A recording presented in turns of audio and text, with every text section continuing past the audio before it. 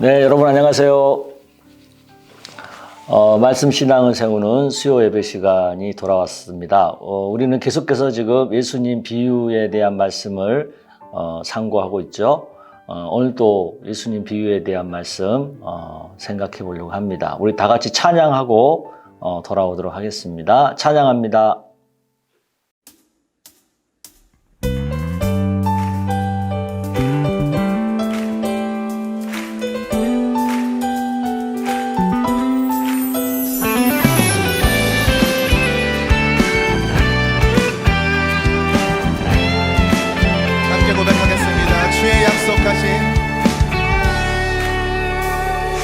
약속하신 말씀 위에서 영원토록 주를 찬송하리라. 소리 높여 주께 영광 돌리며 약속 믿고 굳게 서리라. 주의 약속하신 말씀 세상 염려 내게 엄습할 때에 말씀으로 힘써 싸워 이기며 약속 믿고 굳게 서리라. 성령의 검을 들고 구원의 투구를 쓰고 믿음의 방패와 진리의 띠로 말씀 위에 굳게 서리라. 성령의 검을 들고 구원의 투구를 쓰고 곧 하나님의 말씀을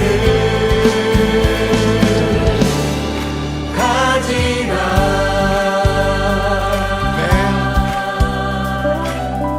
이번엔 3절 4절로 부르겠습니다. 주의 약속하신 말씀 위에서 영원하신 주의 사랑 힘입고 성령으로 힘써 싸워 이기며 약속 믿고 굳게 서리라. 주의 약속하신 말씀 위에서 성령 인도하는 대로 행하며 주님 품에 항상 안식 얻으며 약속 믿고 굳게 서리라. 성령의 검을 들고 구원의 투구를 쓰고 믿음의 방패와 진리의 띠로 말씀 위에 굳게 서리라. 성령의 검을 들고 구원의 투구를 쓰고 곧 하나님의 말씀을 한 번 더 성령의 검을 들고 구원의 투구를 쓰고 믿음의 방패와 진리의 띠로 말씀 위에 굳게 서리라. 성령의 검을 들고 구원의 투구를 쓰고 곧 하나님의 말씀을 가지라.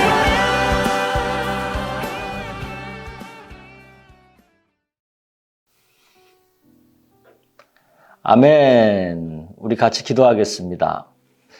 아버지 하나님, 말씀으로 우리의 신앙을 세우는 수요 예배 시간입니다. 영상으로 우리가 이 시간을 지키고 있는데 하나님 말씀을 배우는 기쁨이 차고 넘치게 하여 주시기를 원합니다. 예수님의 비유의 가르침을 계속해서 묵상하고 있습니다. 하나님 나라를 비유로 말씀하시는 그 주님의 마음을 우리가 느끼면서 하나님 나라의 비밀들을, 하나님 나라의 신비들을 하나하나 알아가는 은혜가 우리 가운데 넘치게 하여 주시옵소서. 성령께서 함께 하실 것을 믿사옵고 예수님의 이름으로 기도드립니다. 아멘. 네, 우리 오늘 말씀 마태복음 25장입니다. 1절부터 우리가 잘 아는 말씀인데 하나씩 보겠습니다. 그때 천국은, 이 천국이라는 것은 이 비유가 천국에 대한 설명이란 뜻이죠. 마치 등을 들고 신랑을 맞으러 나간 10 처녀와 같다 하리니 그 중에 5은 미련하고 5은 슬기 있는 자라. 미련한 자들은 왜 미련해요? 등은 갖고 있는데 기름을 준비를 덜 한 거죠. 슬기 있는 사람들은 그릇에 기름을 담아서 등과 함께 준비를 한 거죠. 신랑이 더디 오므로, 그러니까 제 시간에 안 오고 천천히 늦게 온 거죠. 그래서 다 졸며 잘새 이제 밤중에 소리가 나되 보라 신랑이로다 맞으러 나오라 하며 이에 그 처녀들이 다 일어나 등을 준비할세 미련한 자들이 슬기 있는 자들에게 이르되 우리 등불이 꺼져가니 너희 기름을 좀 나눠 달라 하거늘. 그러니까 무슨 얘기냐면 지금 이제 기름이 다 떨어진 거예요. 우리나라의 혼인 결혼식 문화랑 좀 다른 거죠.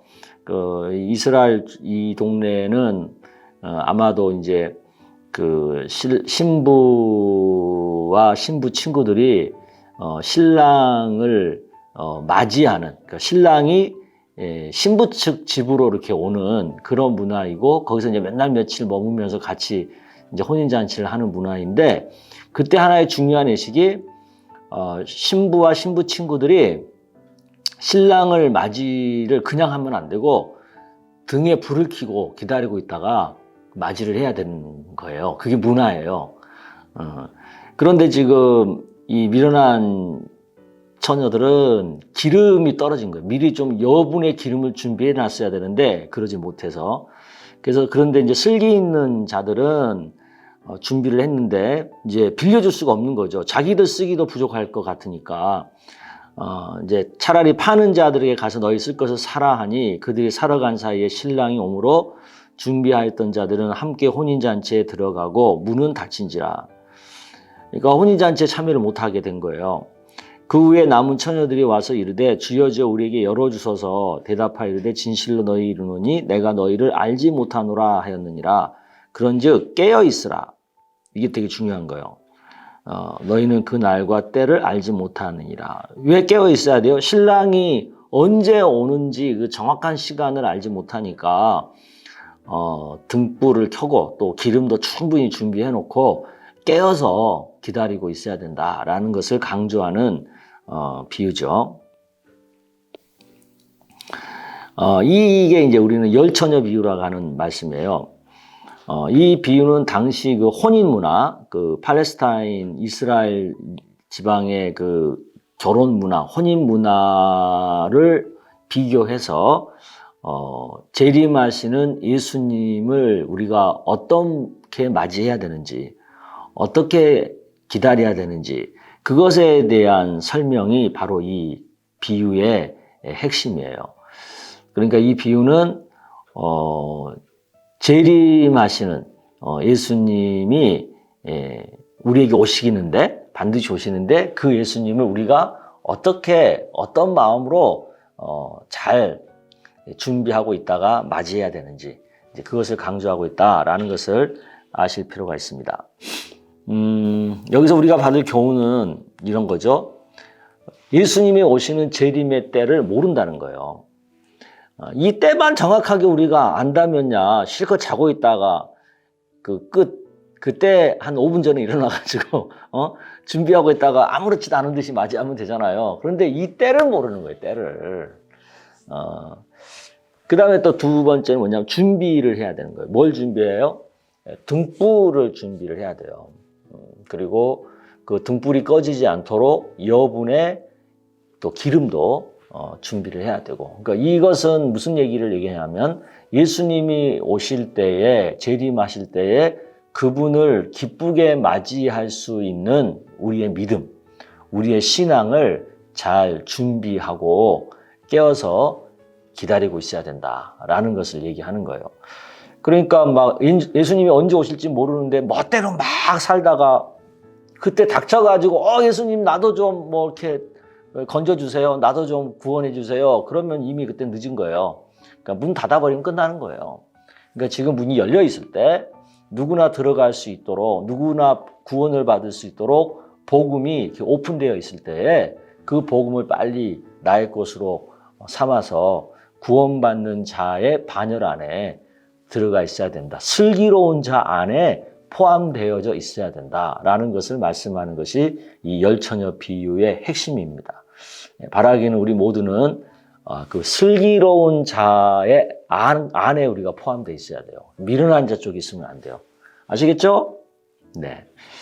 자, 그러면 또 두 번째 비유를 살펴볼게요. 이것은 이제 우리 잘 아는 달란트 비유인데 마태복음 25장의 14절에 있는 말씀이죠. 어떤 사람이 타국에 갈 때 그 종들을 불러 자기 소유를 맡김과 같으니 각각 그 재능대로, 이 재능이라고 하는 것은 이제 능력대로 뭐 이런 뜻이겠죠. 능력, 뭐 실력, 뭐 이런 뜻이겠죠. 대로 한 사람에게는 금 5달란트, 또 한 사람은 2달란트, 또 한 사람은 1달란트. 그러니까 5개, 2개, 1개. 각자 그 능력에 따라서 그 주인이 그 맡긴 그 달란트가 달라요. 달라요. 5달란트 받은 자는 바로 가서 그것으로 장사를 해요. 그래서 5달란트를 남겼어요. 2달란트 받은 자도 그같이 또 장사해서 2달란트를 남겼고, 그런데 이제 문제는 뭐냐면 이 1달란트 받은 사람의 얘기죠. 이 사람은 그것을 갖고 가서 땅에다가 파고 그것을 묻어놓은 거예요.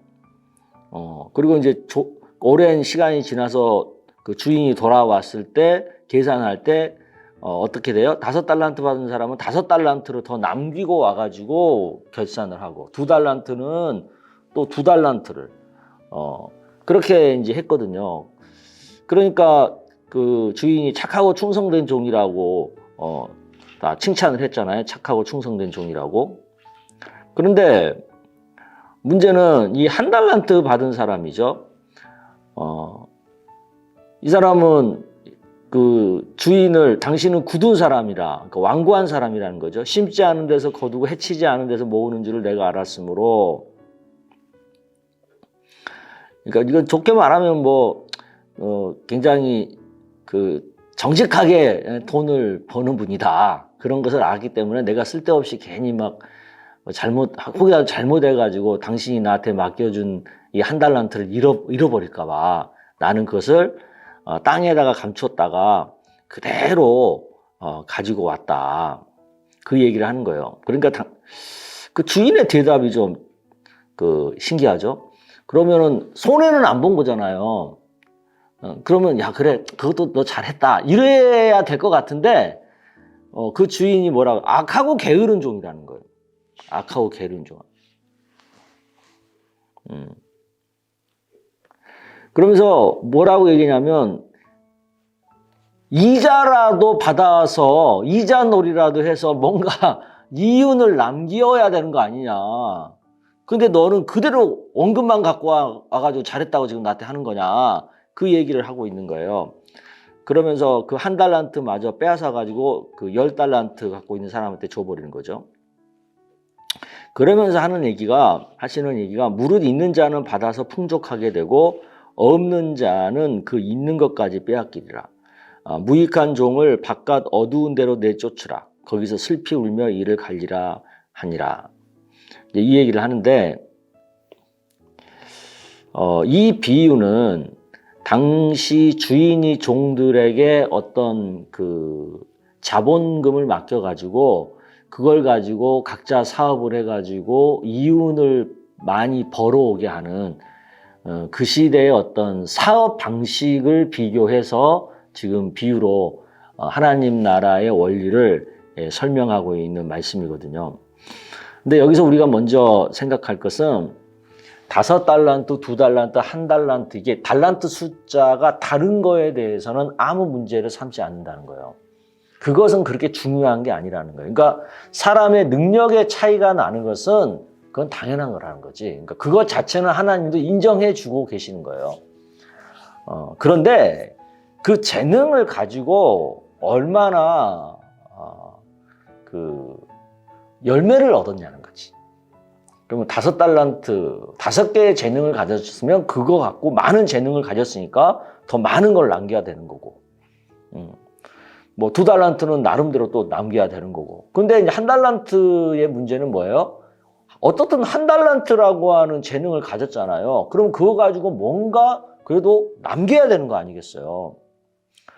근데 그걸 남기지 못했다는 거죠. 이게 문제가 되는 거예요. 그러니까 우리가 하나님께서 우리를 이 세상에 보내실 때는 저마다에게 다 능력치가 다른 것들을 주셨어요. 그런데 하나님이 계산하는 건 뭐냐면 그 다른 능력치에 걸맞게 네가 얼마나 많이 이 세상에서 하나님의 나라를 위해서 유익한 일을 하고 살았느냐, 그것을 보신다는 거죠. 그러면서 저는 이 말씀에서 되게 우리가 주목해야 될 것은 많은 능력을 가진 자가 더 많이 갖게 된다는 거예요. 하나 받았다고 해서 아무것도 못 남기고 그 하나 달랑 갖고 온 사람에 대해서 많은 사람에게서 야, 너 많으니까 한 2개 갖고 와. 저 하나밖에 없는 사람 불쌍하니까 도와주게. 그렇게 안 줬다는 거예요. 이게 되게 무서운 개념이에요. 그러니까 하나님이 우리를 최종적으로 판단하실 때는 굉장히 냉정하다는 거예요. 우리가 이 땅에 사는 동안에 가난한 자를 돕고 구제하는 것에 대해서는 하나님이 굉장히 너그러우세요. 그런데 그 재능을 가지고 하나님 나라를 위해서 얼마나 유익한 일을 하고 살았느냐에 대해서의 판단은 굉장히 냉정해요. 이 비유의 핵심이 여기에 있는 거예요. 그러니까 내가 가지고 있는 재능, 내가 가지고 있는 시간, 내가 가지고 있는 물질, 이거 저마다 다 다르거든요. 그렇지만 내가 갖고 있는 한도 내에서는 우리가 뭔가 하나님 나라에 유익을 끼치는 일을 해야 된다라는 것을 우리가 명심해야 될 줄로 믿습니다. 아멘. 자, 그 다음에 이제 양과 염소의 비유인데, 이것도 보겠습니다. 인자가 자기 영광으로 모든 천사와 함께 올 때에 자기 영광의 보좌에 앉으리니 모든 민족을 그 앞에 모으고 각각 구분하기를 목자가 양과 염소를 구분하는 것 같이. 그 양과 염소는 사실 비슷하잖아요. 얼핏 보면 잘 모를 정도로 비슷한데 그걸 구분한다는 거예요. 양은 그 오른편에, 염소는 왼편에. 그때 임금이 오른편에 있는 자들에게는, 그러니까 양들한테는 복 받을 자다 이렇게 이제 칭찬을 하고 있어요. 그런데 왜 칭찬을 해요? 내가 줄일 때 너희가 먹을 것을 주었고, 목마를 때 마시게 하였고, 나그네 되었을 때 영접하였고, 헐벗을 때 옷을 입혔고, 병들었을 때 돌보았고, 옥에 갇혔을 때 와서 보았느니라. 이런 얘기를 하시는 거예요, 뜬금없이. 그러니까 이 사람들이 우리가 언제 주님한테 그랬어요? 우리 주님 만난 적도 없어요. 우리가 주님 그렇게 대접한 적도 없고 주님을 위해서 우리가 그렇게 한 것도 없는데 무슨 얘기를 지금 하시는 거예요? 그러니까 그 주님이 뭐라고 말씀해요? 임금이 내가 진실로 너희에게 이르니 여기 내 형제 중에 지극히 작은 자 하나에게 한 것이 곧 내게 한 것이다. 무슨 얘기입니까? 니들이 나한테 직접 한 건 아니지만 여기 불쌍하고 가난한 사람, 없는 사람들한테 한 것이 곧 그것이 나한테 한 거와 같은 거야. 이제 그 얘기를 하시는 거예요. 그러면서 이제 왼편에 있는 사람들한테는 이제 나무라죠. 저주를 하시면서 마귀와 그 사자를 예비된 영원한 불에 들어가라. 뭐 그렇게 얘기하는 거예요. 왜 그래요? 너희들은 죽일 때 그런 거 안 했다는 거죠. 아까 아까 오른쪽에 있는 사람들이 한 것을 얘들이 안 했다는 거예요. 왜요? 이들도 이제 따지는 거죠. 우리가 언제 안 했다 그래요? 우리가 주님을 만났으면 당연히 했죠. 근데 우리가 주님을 못 만났잖아요. 주님 본 적이 없잖아요. 그래서 못한 거지. 우리가 주님 봤으면 왜 안 했겠어요? 이제 이렇게 따진 거예요. 그러니까 뭐라고 그래요? 이에 임금이 진실로 너에게 이르노니 이 지극히 작은 자 하나에게 하지 아니한 것 그것이 곧 내게 하지 아니한 것이다. 우리가 직접 예수님 만날 일이가 없잖아요. 지금도 마찬가지. 우리가 직접 하나님 볼 일 있어요? 없어요. 우리도 다 예수님 직접 만나면 다 주님 잘 모시겠지. 주님한테 맛있는 것도 대접해드리고 좋은 옷도 대접해드리고 그러겠죠. 근데 우리가 주님을 직접 만날 일이 없다니까요. 그러니까 주님한테 잘 할 일이 없어요, 직접. 그렇지만 우리가 생활 중에서 만나는 어려운 사람들, 또 우리가 사랑해야 될 사람들, 우리가 공경해야 될 사람들, 그런 사람들한테 마땅히 할 것을 하면 그게 주님한테 직접 하는 것과 같다라는 것을 말씀하는 거예요. 근데 우리가 주변에 마땅히 해야 할 사람들이 안 했다. 그 얘기는 주님한테도 안 한 거다. 그거와 같은 거예요. 그러니까 이 말씀을 우리가 꼭 기억하고 우리가 주님을 섬긴다는 것은 직접 섬기는 게 아니에요. 이 땅에 살면서 우리가 섬겨야 할 대상들 있잖아요. 부모를 섬기고 선생님을 섬기고 또 이웃을 섬기고 또 교회에서는 주의 종들이나 또 열심히 주의 일하는 사역자들을 섬기고 회사에서는 우리의 윗사람을 섬기고 그런 게 다 섬기는 거예요. 그게 주님을 섬기는 것과 같다는 거예요. 또 가난한 그 사람들 이렇게 요즘 연말 연시에 어려운 사람들을 생각하면서 뭔가 이렇게 좀 도와주고 이런 것들이 다 섬기는 거라는 거지. 그러니까 우리가 이런 것들을 알고 뭔가 좀 이렇게 그 진실함을 표현하는.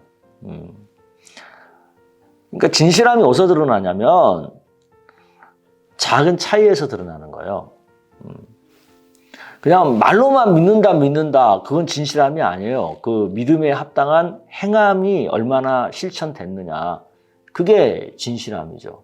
그 작은 차이에서 염소냐 양이냐가 구별되는 거예요. 우리 임금이 이제 상징하는 게 예수님이잖아요. 심판주이신 예수님인데 예수님은 그 차이를 보고 우리를 구별하는 거예요. 정말에.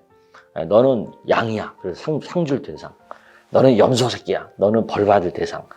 영생과 영벌로 그렇게 판단하시는 거예요. 그래서 우리가 이런 것들을 잘 알고 평상시에 우리 주변에 있는 분들에게 잘 베풀고 잘 섬기고 잘 나누고 사는 것에 너무 인색하지 않도록 그렇게들 하셨으면 좋겠어요. 특히 예수 믿는 사람들은 그거 너무 인색하면 안 돼요. 아무리 먹고 살기 힘들어도 옛날에 그런 말 있잖아요. 콩 한 쪽도 나눠 먹는다고. 그러니까 우리가 좀 그런 마음으로 조금씩 이렇게 나눠 먹을 줄 아는 그런 마음들이 있었으면 좋겠습니다. 아멘.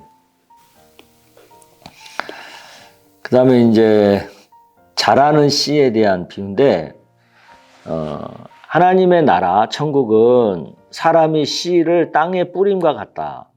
그가 밤낮 자고 깨고 하는 중에 씨가 나서 자라되 어떻게 그리 되는지를 알지 못하는 가운데 자란다는 거죠. 땅이 스스로 열매를 맺되 처음에는 싹, 다음에는 이삭, 그 다음에는 이삭에 충실한 곡식. 그래서 열매가 익으면 낫을 대요. 이게 이제 추수죠. 성경에서 추수는 다른 말로 하면 심판이죠. 이렇게 된다는 거예요. 그러니까 여기서 되게 중요한 개념은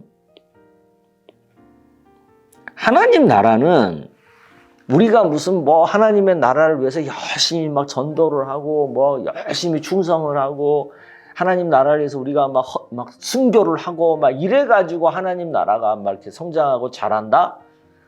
그거 아니라는 거예요. 우리는 그걸 되게 그렇게 생각하거든요. 그래서 우리가 헌신한 덕택에 하나님 나라가 이렇게 됐다. 이렇게 생각하는데 그것보다는 하나님의 나라는 생명이기 때문에 그냥 땅에 심어놓으면 저절로 자라는 거예요. 저절로 자라서 싹을 내고 잎사귀를 내고 줄기를 내고 나중에 곡식을 맺고, 그래서 하나님 나라의 최종적인 것은 뭐예요? 심판의 때죠. 추수의 때. 낫을 될 때가 있어요. 그래서 알곡은, 곡식은 천국으로, 천국 창고로 걷어들이는 거고, 쭉정이, 가라지는 불에, 풀무불에, 불못에 던져서 다 태워버리는 거고. 그거예요. 그러니까 굉장히, 천국은 굉장히 심플한 원리예요. 복음 자체가 생명이 있기 때문에, 생명의 특징은 뭐예요? 자라요. 알아서 자라. 그래 자라서 그게 좋은 열매를 맺으면 하나님 앞에 상을 받는 거고, 좋은 열매를 못 맺으면 벌을 받는 거고, 그 얘기예요. 복잡한 얘기가 아니에요, 천국은. 근데 우리가 그것을 그대로 받아들이고 그렇게 살면 되는데, 그거 하기 싫어가지고, 그게 부담스러워가지고 자꾸 여러 가지 이제 이유를 다는 거죠. 여러 가지 막 핑계를 대는 거고, 또 여러 가지 막 타협을 하는 거고, 그러니까 복음이 복잡해지고 굉장히 막 이렇게 어려워지는 개념이 돼버리는 거예요. 근데 천국의 복음 자체는 굉장히 심플해요. 그러니까 우리가 심플한 복음을 복잡하게 믿는 이유는 우리가 그 심플한 복음대로 못 살아서, 아니 더 정확하게 표현하면 살기 싫어서 스스로 복잡하게 만드는 거죠. 그래서 우리가 이 하나님 나라 복음을 좀 복음 그대로 심플하게 잘 믿어서 신앙생활을 너무 이렇게 막 타협과 자기 변명과 자기 합리화 가운데서 복잡하게 하지 말고, 그냥 순수하게 어린아이처럼 심플하게 하나님 사랑하고 하나님 뜻대로 살아갈 줄 아는 우리 모두가 되기를 주의 이름으로 축복합니다. 아멘. 네, 우리 기도하겠습니다. 하나님 아버지 감사합니다. 우리 천국에 대한 여러 가지 모습들을 비유를 통해서 계속 우리가 살피고 있는데, 하나님께서 말씀하시는 천국은 굉장히 단순하고 굉장히 간단한데, 우리가 이해하고 우리가 살아가려고 하는 천국은 굉장히 복잡하고 여러 가지 사정들이 많다는 것을 깨닫게 됩니다. 그것이 결국 우리들이 그 말씀대로 살지 못하고 또 그 말씀대로 살기를 싫어해서 우리들이 만들어낸 여러 가지 복잡한 계산들 때문이라는 생각이 듭니다. 어린아이 같은 마음으로 순수하게 천국 복음 그 자체대로 잘 믿고 따르고 살아갈 줄 아는 우리 모두가 되기를 원합니다. 이 은혜를 풍성하게 허락하여 주시옵소서. 예수님의 이름으로 기도드리옵나이다. 아멘. 네, 연말 연시입니다. 그리고 요즘 이제 날이 추워지고 있습니다. 다들 건강도 조심하시고, 이럴수록 더 하나님을 잘 믿는 우리 모두가 되기를 바랍니다. 아멘. 네, 감사합니다.